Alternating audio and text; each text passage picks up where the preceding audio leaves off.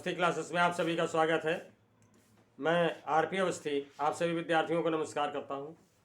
तो हम पढ़ रहे थे भारतीय इतिहास में पढ़ रहे थे प्राचीन भारतीय इतिहास, और उसमें हमने पढ़ा था सिंधु घाटी की सभ्यता के बारे में।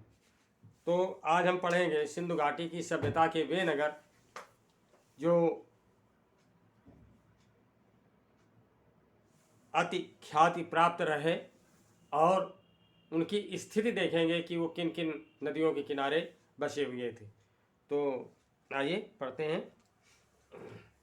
हमारा विषय है भारतीय इतिहास।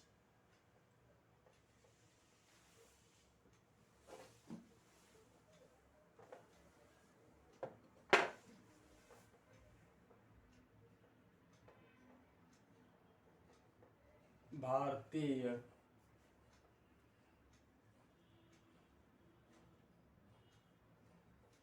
इतिहास यानी इंडियन हिस्ट्री। ठीक, आज का हमारा टॉपिक है वो है विभिन्न नगरों की स्थितियां। विभिन्न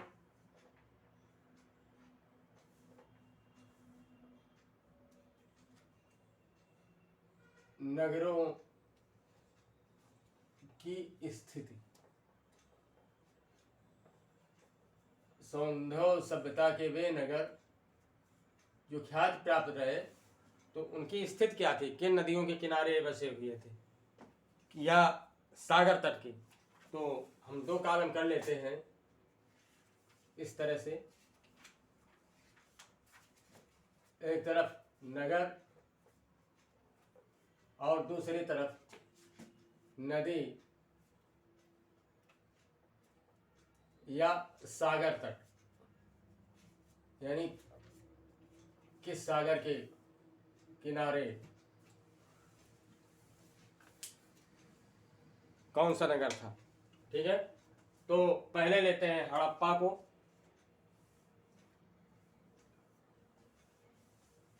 पहले हड़प्पा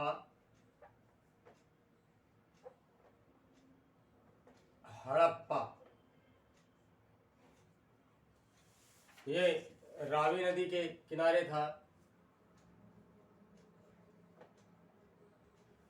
पाकिस्तान में रावी नदी के किनारे। दूसरा है मोहन जोदड़ो।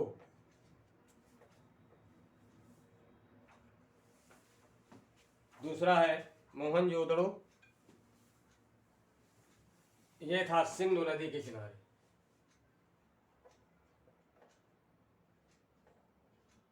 सिंधु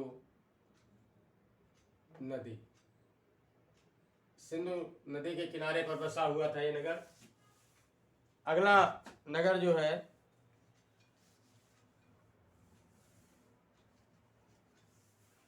वो है रोपड़।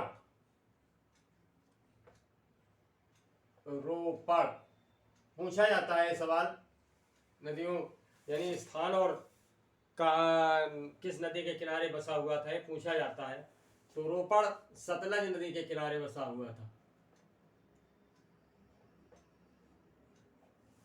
सतलज नदी। नेक्स्ट जो नगर था वो था कालीबंगा।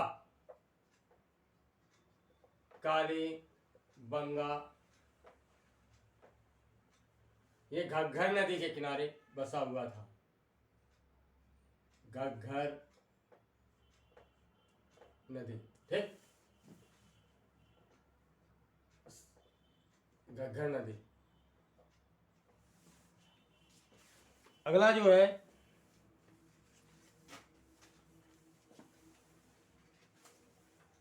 लोथल है। यहां पर आर्टिफिशियल शिपयार्ड मिला था गोदीवाड़ा। लोथल गुजरात में है। तो लोथल जो है भुगोवा नदी के किनारे था। भुगोवा ठीक है, भोगवा नदी के किनारे था ये बसा हुआ। अगला स्थान है सुतकागन डोर। सुतकागन डोर ये है दास्क नदी, दास्क नदी, ठीक है, दास्क नदी के किनारे बसा हुआ था।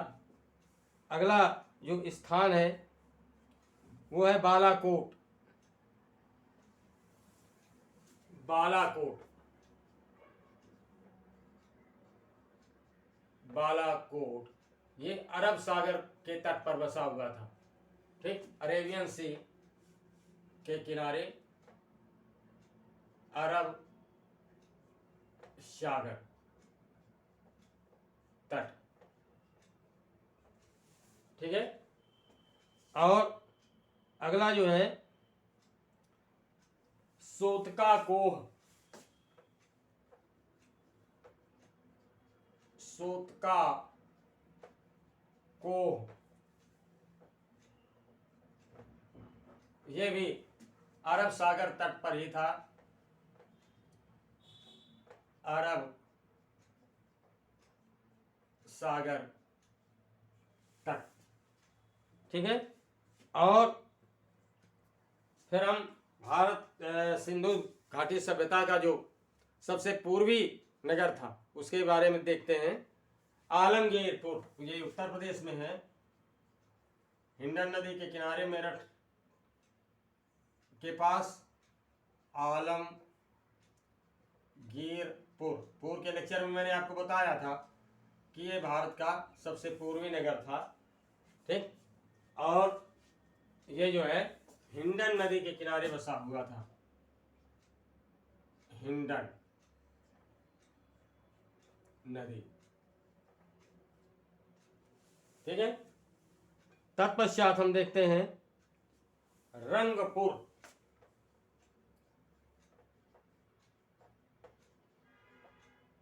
रंगपुर ये मादर नदी के किनारे बसा हुआ था, मादर नदी। और अगला स्थान है कोट दीजी। कोट दीजी ये भी जो है सिंधु नदी के किनारे बसा हुआ था,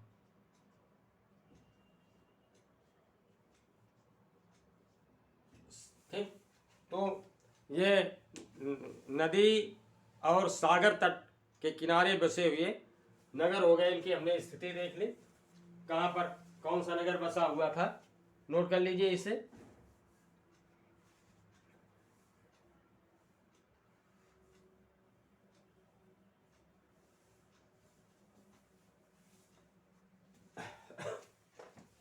अब हम जो है पढ़ेंगे कि किस नगर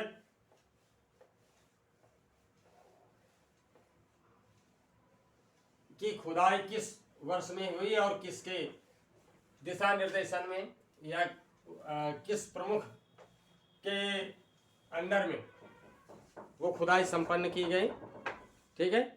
तो प्रमुख नगरों की खुदाई का वर्ष है, प्रमुख नगर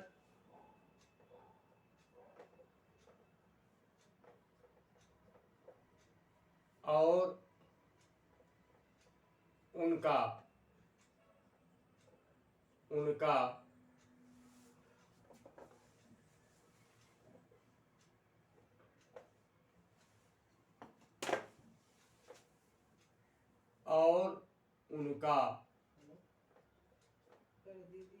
उत्खनन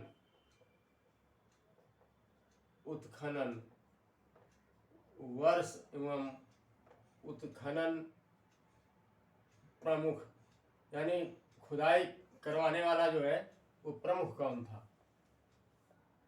ठीक। अब हम इसके 3 पार्ट कर लेते हैं। ये भी टेबल हम देख लेते हैं इस तरह से। हम 3 पार्ट कर लेते हैं।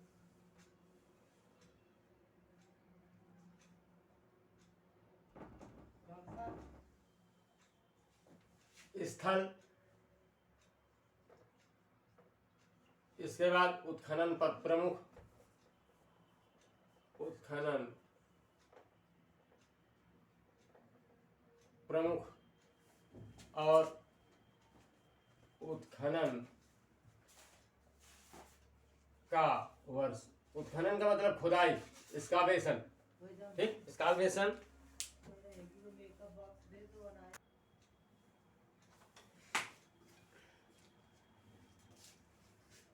तो पहला स्थल है हड़प्पा। हड़प्पा, इसमें 2 नाम आते हैं, माधो स्वरूप वस्त, माधो स्वरूप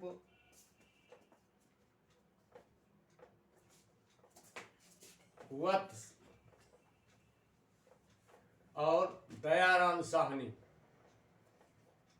दयाराम साहनी, ठीक है।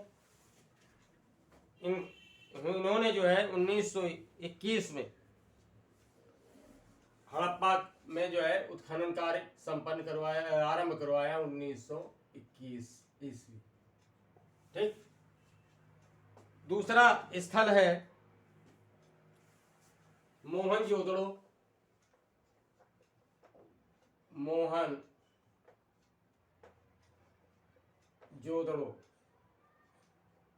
यहां पर उत्खनन कार्य जो है राखाल दास बनर्जी, राखाल दास बनर्जी के नेतृत्व में संपन्न हुआ 1922 ईस्वी, ठीक है। अगला जो स्थल है वो है रोपड़। रोपड़, यहां पर उत्खननकार यज्ञदत्त शर्मा, यज्ञदत्त शर्मा की देखरेख में संपन्न हुआ 1953 ईस्वी, 1953। अगला स्थल है लोथल। लोथल भगवा नदी के किनारे गुजरात में, अभी आपने पढ़ा। तो यहाँ पर जो उत्खनन कार्य संपन्न कराया गया वो रंगनाथ राव के द्वारा संपन्न कराया गया 1954 में, 1954 ईस्वी, ठीक है। अगला स्थल है कालीबंगा।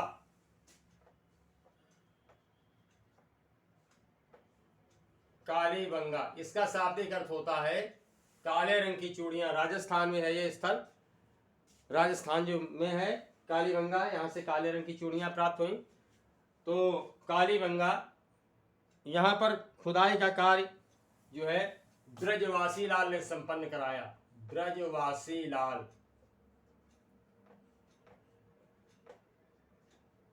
इनकी देखरेख में यहाँ पर खुदाई करवाई गई, ब्रजवासी लाल। और ये कार्य किया गया 1961 में, 1961 ईस्वी, 1961। अगला जो हमारा स्थल है वो है रंगपुर।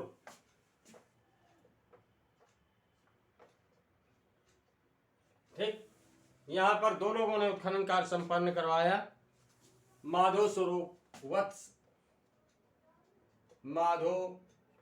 स्वरूप वत्स और रंगनाथ राव।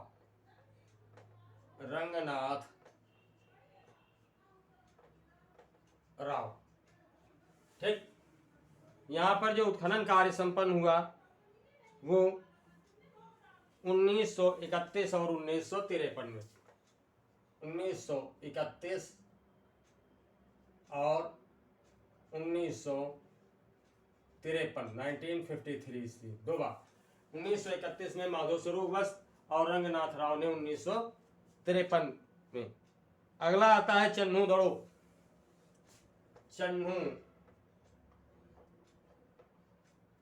दड़ो। यहां पर उत्खनन कार्य करवाया गोपाल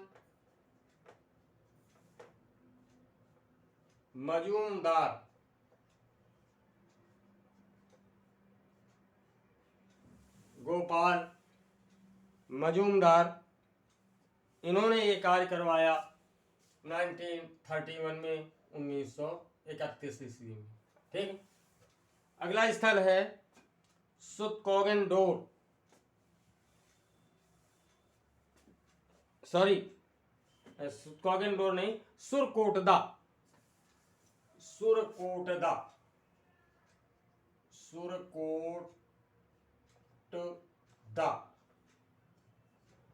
ठीक, और ये कार्य जो है जगतपति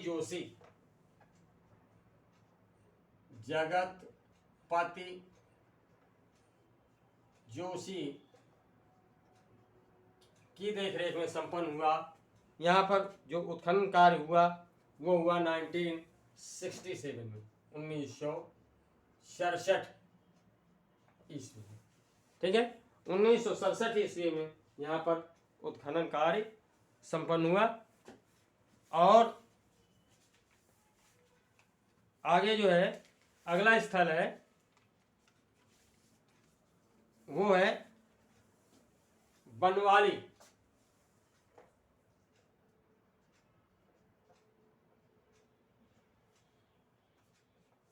हिंदुस्तान में, भारत में है बनवाली।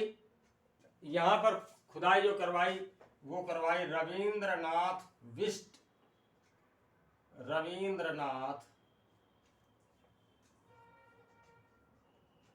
ने।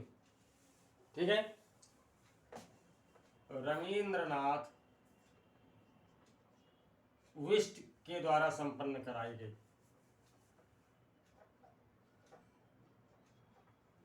रविंद्रनाथ विष्ट। और ये काम जो है 1973 में संपन्न हुआ, 1973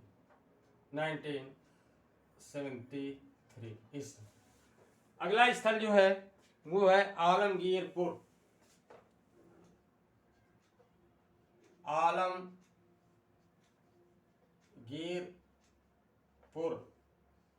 मैंने बताया था हिंडन नदी के किनारे सिंधु सभ्यता का सबसे पूर्वी स्थल है, सर्वाधिक पूर्वी स्थल है। और ये खुदाई संपन्न करवाई यज्ञदत्त शर्मा ने 1958 में। यज्ञदत्त शर्मा 1958 ईस्वी। ठीक, अगला जो स्थल आता है वो है कोट दीजी।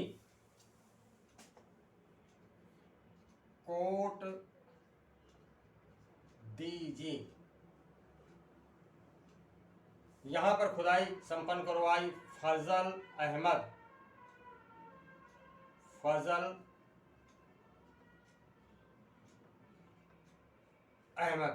ठीक, और ये खुदाई जो है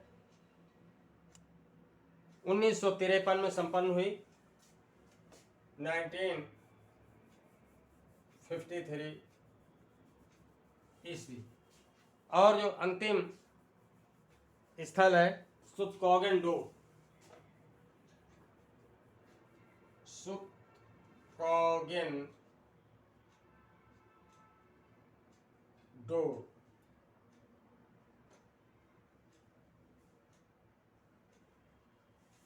सुतकॉगेनडोर, ये ऑरेन स्टाइन, ऑरेन स्टाइन, ऑरेन स्टाइन के द्वारा संपन्न कराई गई 1927 में। ये अंग्रेज थे 1927। तो इसमें आप देख रहे हैं कि 3 ही स्थल ऐसे हैं जो आज़ादी के पहले जहाँ पर उत्खनन कार्य संपन्न हुआ, हड़प्पा, मोहनजोदड़ो और सुतकॉगेनडोर। हड़प्पा में 1921 में, मोहनजोदड़ो में 1922 में और सुतकॉगेनडोर में 1927 में। यही 3 स्थल ऐसे हैं जहां पर उत्खनन कार्य जो है आज़ादी के पहले हुआ। शेष स्थानों पर आप देख रहे हैं कि जो उत्खनन कार्य है वो आज़ादी के बाद संपन्न हुआ। तो इस तरह से ये जो है हमारा हो गया प्रमुख नगर और उनका उत्खनन वर्ष एवं उत्खनन प्रमुख। ठीक है, तो नोट कर लीजिए इसे।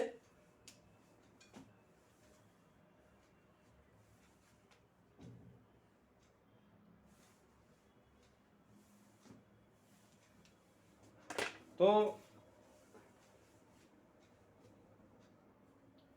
देखिए, वर्तमान की मैं बात बताना चाहता हूँ। अभी ताज़ी बात है कि पाकिस्तान में जो भी हड़प्पा सब के स्थल थे जहाँ पर उत्खनन कार्य संपन्न कराया गया था, तो वो स्थल अब जो है पाकिस्तानियों के द्वारा बुरी तरह से नष्ट किए जा रहे हैं। इतनी प्राचीन सभ्यता, जो कुछ स्थल ऐसे हैं जो ऐसा अनुमान लगाया जाता है कि यहाँ पर जो है ईसा से 7000 साल पहले भी उन्नत किस्म की सभ्यता थी। तो उन सभ्यता के स्थलों को जो है नष्ट किया जा रहा है पाकिस्तानी लोगों के द्वारा। आप जानते हैं कि वो धर्मांध और एक कट्टरपंथी देश है, तो ऐसी गंदी सोच वालों के द्वारा उनके स्थलों को नष्ट किया जा रहा है। तो हमें एक जो ये जानकारी मिलती है कि कभी जो हमारी सभ्यता इतनी विकसित थी, मैं आपको बता देना चाहता हूँ, आगे बताऊँगा कि ये जो नगर थे, एक तो पहली बात ये कि सुनियोजित योजना के अनुसार बनाए गए थे। यानी इनका जो सबसे बड़ी बात थी वो ये कि ये जितने भी नगर थे वो प्री प्लान्ड थे। प्री प्लान्ड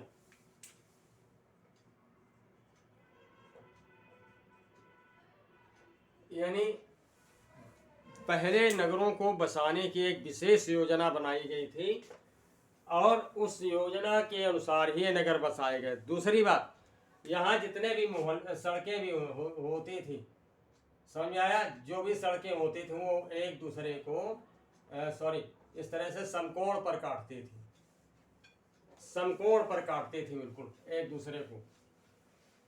इस तरह से जो है जब समकोण पर काटेंगी, इस तरह से देखिए,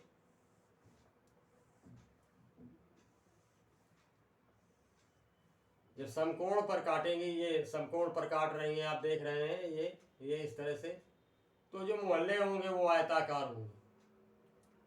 दूसरी बात, ये जो सड़कें थी ये 20-20 फीट तक चौड़ी थी।